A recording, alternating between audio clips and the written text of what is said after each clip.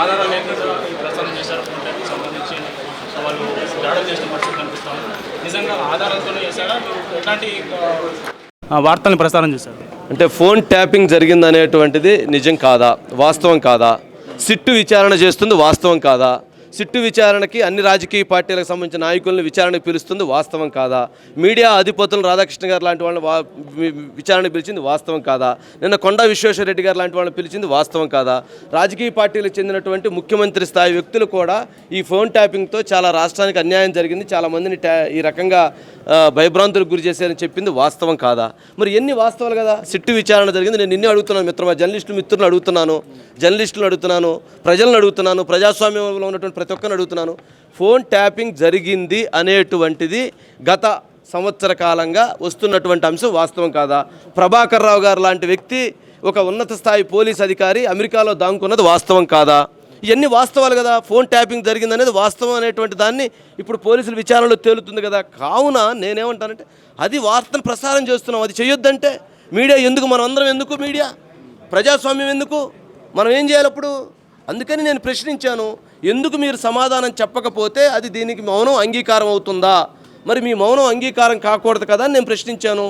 మీరు మాట్లాడాల్సినటువంటి సందర్భం ఆసన్నమైందని చెప్పాను. దాన్ని చెప్పకపోతే, దాన్ని మాట్లాడకపోతే ఇంక మనం ఎందుకు? మీడియా ఎందుకు? జర్నలిస్టులు ఎందుకు?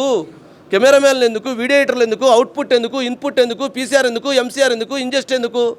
ఎవరైనా ఎందుకు? ఇంకప్పుడు ఇప్పుడు కూడా నేనేమంటున్నానంటే ఎక్కడైనా మా వైపు నుంచి పొరపాటు జరిగి ఉంటే, తప్పు జరిగి ఉంటే మీరు చెప్పండి, నేను క్షమాపణ చెప్పడానికి సిద్ధంగా ఉన్నా, నాకు ఆ ధైర్యం ఉంది. మీరు పొరపాటు జరిగింది అనుకున్నప్పుడు, లేదా మీకు సంబంధించినటువంటి ఇంత అరాచకం చేసి జర్నలిస్టులను చంపేటువంటి ప్రయత్నం చేసి, ఇంత దాడులు చేసి, ఇంత అన్యాయంగా చేస్తే ఇంకా కూడా మీరు సమర్థించుకునేటువంటి ప్రయత్నం జరుగుతుందంటే దాన్ని మీరు ఇంకా కూడా దాని గురించి మీరు ప్రజలకి ఇంకో రకమైన రాంగ్ డైరెక్షన్ చేయాలనుకుంటున్నారంటే మీరు ఎంతటి దురహంకార భావంతో ఉన్నారనేటువంటిది అర్థమవుతుంది. ప్రజాస్వామ్యంలో రేపు ప్రజలు ఇట్లాంటివి చేస్తే మీకు హర్షిస్తారా? ప్రజలు మీకు ఓట్లేస్తారా? ప్రజలు మీకు మద్దతు ఇస్తారా? ఇది ఆలోచించుకోవాల్సినటువంటి అంశం. ఇందులో ఎటువంటి మహాన్యూస్ వైపు నుంచి ఎటువంటి తప్పిదం లేదు. మహాన్యూస్లో ఉన్నటువంటి వాళ్ళు 20 మంది వచ్చి దాడి చేసి ఆ రకంగా అంతంత పెద్ద రాడ్లు తీసుకొని కొడుతూ ఉంటే కూడా మా సిబ్బంది ప్రాణాలను సైతం లెక్క చేయకుండా అడ్డుపడి వాళ్ళని ఆపి నిలవరించి వాళ్ళని ఆపివేయటం జరిగింది. నిజంగా చచ్చిపోతే ఏంటండి జర్నలిస్టులు? చంపేస్తే ఏంటి? ఏం చేస్తారు? ఏం చేయాలనుకుంటున్నారు? సమాజానికి చంపడానికి వచ్చారు కదా, అంటే ఏం చేస్తారు? చంపి. ఇది ప్రజలు ఆలోచించుకోవాలి. ప్రతి ఒక్క మనిషికి బాధ్యత ఉంటుంది. పార్టీ మంచి చేసిందా, చెడు చేసిందా, ఆ వ్యక్తులు చేసినటువంటి చర్య మంచిదా కాదా అనేది ఆలోచించుకోవాలి. దాన్ని కూడా ఇంకా సపోర్ట్ చేసుకునే విధంగా కొంతమంది ఎవరైతే తైతెక్కలాడుతున్నారో అది రేపొద్దున మీకే జరిగితే, రేపే మీకు ఇటువంటి పరిస్థితులు వస్తే, రేపే మీ మీద దాడులు జరిగితే ఇంకా మిమ్మల్ని కాపాడతారు? ఎవరు మీకు అండగా నిలుస్తారు? ఇది సమాజం ఆలోచించుకోవాలి, ప్రజలు కూడా ఆలోచించుకోవాలి. మహాన్యూస్ ఖచ్చితంగా ఈ విషయంలో పోరాటం చేస్తుంది, ముందుకు వెళుతుంది. బీఆర్ఎస్ పార్టీ కేటీఆర్ గారికి సంబంధించినటువంటి మనుషులుగా చెప్తున్నారు. వాళ్ళు వచ్చినప్పుడు మా నాయకుడి మీద ఎట్లా పెడతారు, మీరు మా మీద కామెంట్ చర్చ చేస్తారు, ఫోన్ ట్యాపింగ్ అసలు మీరు ఎట్లా మాట్లాడతారు, మిమ్మల్ని చంపేస్తాము, మిమ్మల్ని పొడి చేస్తాము, మిమ్మల్ని నరికేస్తాము, మిమ్మల్ని ఇదే పదాలు. ఏంటది? నరకటం ఏంటి? చంపటం ఏంటి? ఏంది అసలు? ఒక పార్టీ అండి బీఆర్ఎస్ పార్టీ, టీఆర్ఎస్గా ఒక ఉన్నతమైనటువంటి పార్టీగా దాదాపు వాళ్ళు కేసీఆర్ గారు లాంటి నాయకత్వం నడుస్తున్న పార్టీలో ఈ రకమైన చర్యలు ఏంటండి? అసలు ఏమన్నా సమాజం రేపు ఎటు తీసుకెళ్తున్నారు? ఏమైపోతుంది? నిజంగా తప్పు జరిగి ఉంటే మీరు రండి డిబేట్కి, నన్ను అడగండి, నేనే వస్తా, కేటీఆర్ గారి ఇంటికి వస్తా, రమ్మనండి, నేనే వస్తాను, లేదంటే స్టూడియో రమ్మనండి. తప్పులు మాట్లాడుకోవచ్చు, తప్పు జరిగితే అడగవచ్చు, లేదా వాళ్ళకి రైట్స్ ఉన్నాయి, వాళ్ళు దాని మీద నోటీసులు ఇవ్వచ్చు, లేదా ఇంకోటి ఇవ్వచ్చు. నాకు రైట్స్ ఉంటాయి, నేను దాని మీద ప్రొటెక్ట్ చేసుకోవచ్చు. అంతేగాని ఇంతలో రాళ్ళు ఏంటండి?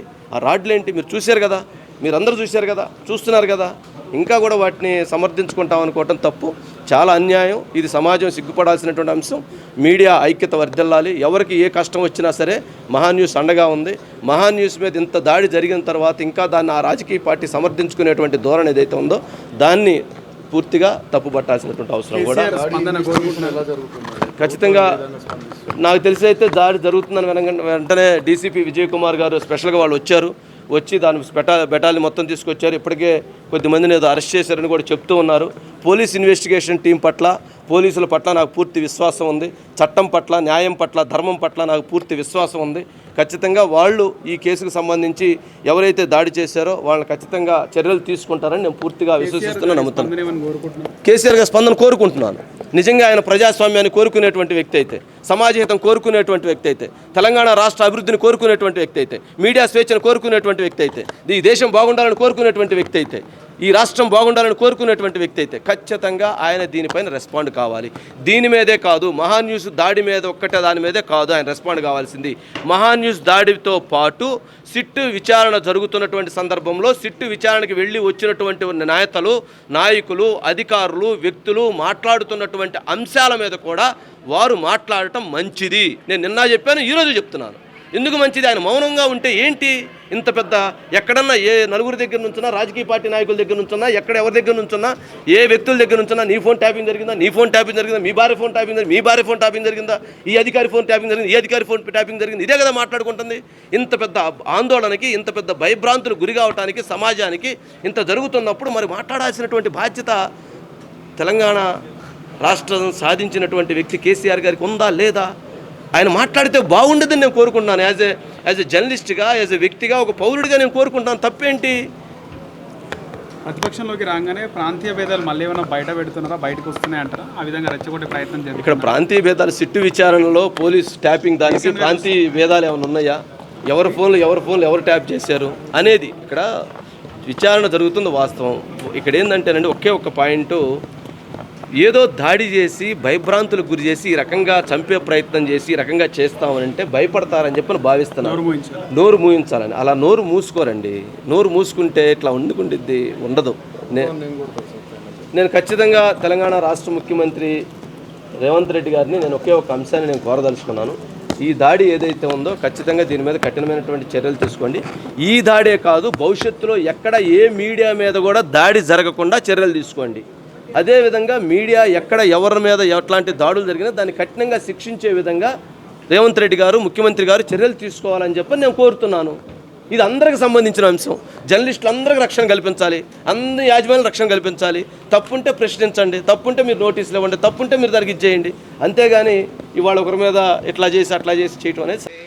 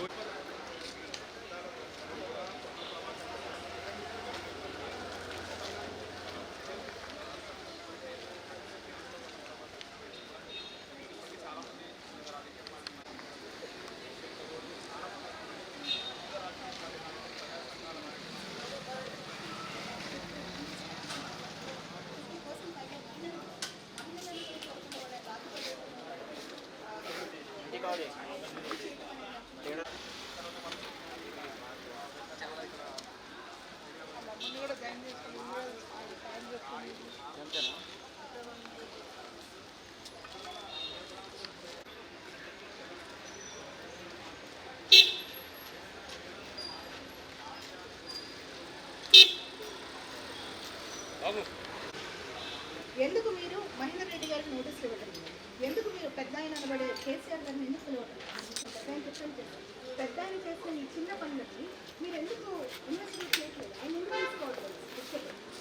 ఇవన్నీ అది కూడా కాకుండా ఇప్పుడు బీఆర్ఎస్ వాళ్ళు చేశారని చాలా క్లారిటీగా వాళ్ళు వచ్చిన వాళ్ళు కూడా అంటే ఇప్పుడు మనం మహానిషిని ప్రశ్నించాం. సిస్టమ్స్ కానీ రాళ్ళు విసరడం అసలు చాలా వికృతంగా ప్రవర్తించారు. చేసిన వారిని ఎవరినైనా ప్రశ్నించాలని హక్కు సమాజంలో ఎవరికైనా ఉంటుంది. ఎవరు అతీతం కాదు. అది ఎవరికైనా కూడా వ్యవస్థకి జవాబుదారీ పని ఉంటుంది.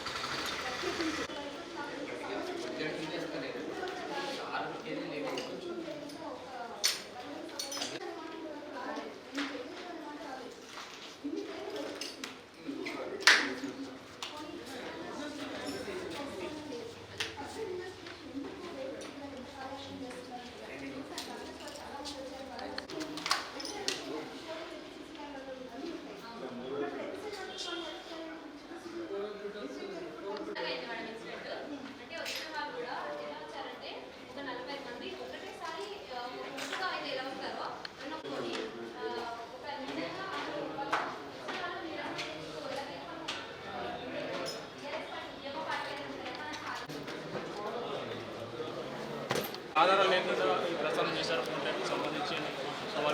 దాడులు చేసిన పరిస్థితి కనిపిస్తాము. నిజంగా ఆధారాలతోనే చేశారా? మీరు ఎలాంటి